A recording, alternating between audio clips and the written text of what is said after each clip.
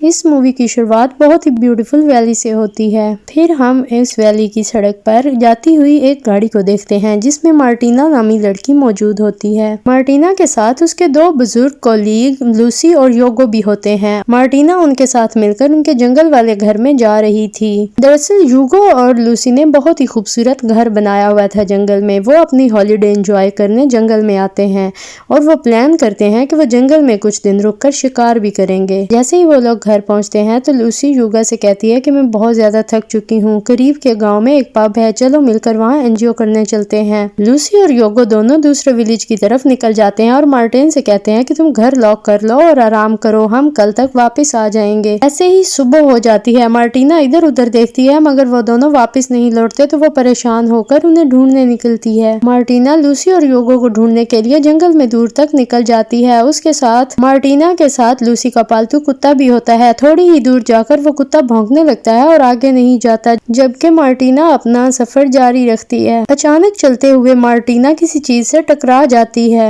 ये देखकर मार्टिना बहुत ज्यादा हैरान हो जाती है क्योंकि उसके सामने कुछ भी मौजूद नहीं था। मार्टिना हाथ उठाकर उसे छूने की कोशिश करती है तो उसे पता चलता है कि यहाँ एक बहुत मजबूत इनविजिबल दीवार है। फिर मार्टिना काफी देर तक कोशिश करती है कि वो दीवार के उस पार जा सके। तब उसे एहसास होता है कि ये दीवार बहुत ज्यादा मजबूत है जो वो तोड़ नहीं सकेगी।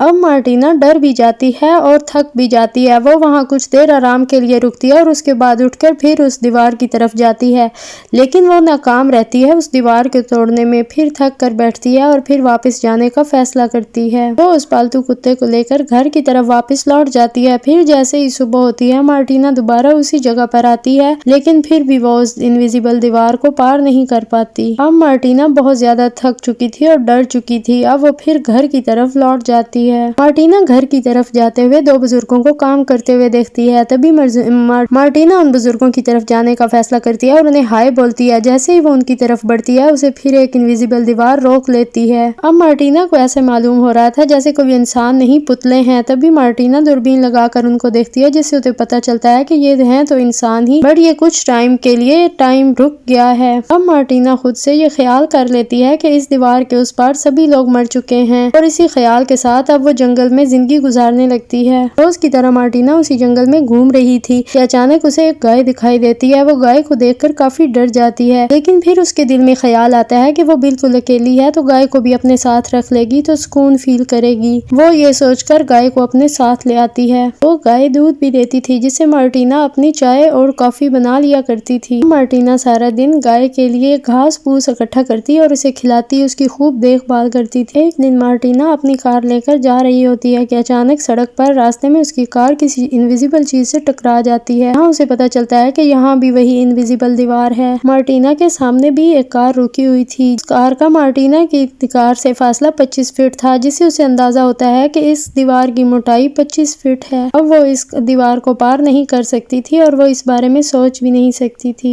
ये दीवार यहाँ से कैसे हटेगी और वो बाहर कैसे जा पाएगी। ये सोचकर मार्टिना बहुत ज्यादा मायूस होती है और अपने घर लौट आती है। वो बहुत ज्यादा दुखी और सैड हो जाती है क्योंकि अब उस घर में रहने के अलावा उसके पास और कोई दूसरा रास्ता नहीं था। इसलिए मार्टिना अब सर्दियां शुरू होने से पहले गाय के लिए बहुत ज्यादा भूसा इकट्ठा कर लेती है और अपने लिए कुछ लकड़ियां भी जमा कर लेती है। अब इस घर में रहते हुए उसने आलू और बहुत सी दूसरी सब्जियां भी उगा रखी थी ताकि उसका गुजर बसर आसानी से हो सके। एक दिन बहुत ज्यादा बारिश हो रही थी। अचानक वहाँ एक बिल्ली आ जाती है। मार्टिना उसे भी अपने घर में रख लेती है। वो अपने पास मौजूद तमाम जानवरों से बहुत प्यार करती थी और उनका बहुत ज्यादा ख्याल रखती थी और कभी कभी जंगल में जाकर शिकार भी किया करती थी। एक दिन मार्टिना को एक हिरन नजर आता है। वो उसका शिकार करने की कोशिश करती है मगर वो बच निकलता है। दूसरे दिन फिर मार्टिना जंगल में जाती है और उस हिरन का शिकार करके उसे घर ले आती है ताकि उसे पका के खा सके।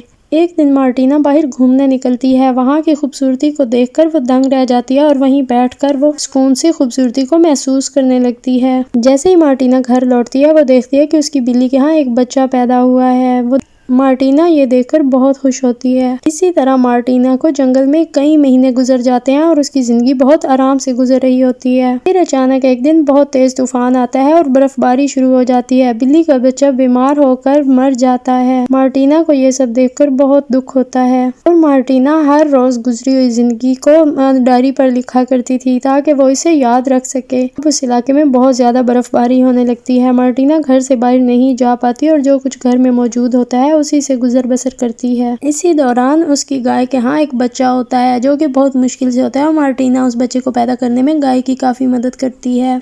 अब गाय के साथ उसका बछड़ा भी होता है मगर मार्टिना हिम्मत नहीं हारती और उन सबको बहुत अच्छे से संभालती है। अब आहिस्ता आहिस्ता सर्दियों का मौसम भी खत्म हो चुका था और मार्टिना अब जंगल में रहते रहते भी तंग आ चुकी थी। फिर एक दिन मार्टिना अपनी डायरी में लिखती है कि मुझे जंगल में रहते हुए 1 साल का अरसा गुजर चुका है और अब मैं इसकी एनिवर्सरी मनाने पहाड़ पर जाऊंगी। मार्टिना पहाड़ों पर निकल जाती है और खूब इंजॉय करती है। मार्टिना वहाँ ये डिसाइड करती है कि अब मैं इन्हीं पहाड़ों पर जिंदगी गुजारूंगी, जो कुछ हो चुका है मैं सब भूल जाऊंगी। अब इसी तरह टाइम गुजरता रहता है। गर्मी, सर्दी और बरसात कई मौसम गुजर जाते हैं। दूसरी जब जाड़े का मौसम आता है तो मार्टिना उस जाड़े के मौसम का आसानी से मुकाबला कर लेती है और उसके बाद फिर बाहर का मौसम आता है। मार्टिना एक सफेद कौवे को देखती है। उस सफेद कौवे को काले कौवे सब मार रहे थे, जिसे देखकर मार्टिना ये ख्याल करती है कि ये सफेद कौवा भी बिल्कुल मेरी तरह है। वो सोचती है कि सफेद कौवा बिल्कुल अकेला है, सब उसके दुश्मन हैं, फिर भी वो अपनी जिंदगी गुजार रहा है। उस कौवे को देखकर मार्टिना को काफी हिम्मत मिलती है। मार्टिना उस सफेद कौवे को भी जाकर खाना देती है और इसी तरह दिन गुजरते जाते हैं। अब मार्टिना आहिस्ता आहिस्ता अपनी पुरानी जिंदगी भूलती जा रही थी। एक दिन मार्टिना जब अपने घर से बाहर निकलती है वो देखती है कि एक नशेई किस्म का आदमी उसके बछड़े का सर काट रहा है और लग ऐसे रहा था जैसे वो भी मार्टिना की तरह यहाँ फंस गया था और अब पागल हो चुका था। मार्टिना ये सब देखकर तेजी से दौड़ती है कि ताकि वो बछड़े को बचा सके और उसके साथ उसका पालतू कुत्ता भी होता है जो उसकी कुल्हाड़ी को पकड़ लेता है मगर वो उस कुत्ते पर अटैक कर देता है। मार्टिना ये सब देखकर बहुत ज्यादा घबरा जाती है और अपने घर के पिछले दरवाजे से एंटर होकर अपनी राइफल लेकर आती है। मगर मार्टिना के वापस आते तक बहुत देर हो चुकी थी। वो बछड़ा भी मर चुका था और वो पालतू कुत्ता भी। ये देखकर मार्टिना को बहुत गुस्सा आता है और वो उस आदमी को गोलियों से छलनी कर देती है। अब मार्टिना बछड़े के पास जाती है, वो मर चुका था और अब वो अपने कुत्ते के पास जाती है। वो कुत्ते को गोद में लिए रो रही होती है कि कुत्ता भी मर जाता है। अब मार्टिना बहुत गुस्से में होती है और उस आदमी की डेड बॉडी खींचकर पहाड़ से नीचे गिरा देती है। अब मार्टिना खुद को बहुत अकेला महसूस करती है मगर अब भी उसके साथ एक गाय मौजूद थी। वो अपनी गाय को लिए जंगल में जाती है और उसके लिए खूब घास फूस इकट्ठा करती है। अब फिर वहाँ पर जाड़े का मौसम आ जाता है, तभी वो और फिर एक दफा जाड़े का मौसम आ जाता है। मार्टिना अपनी डायरी खोलती है और उस पर 30 फरवरी लिखती है और ये उस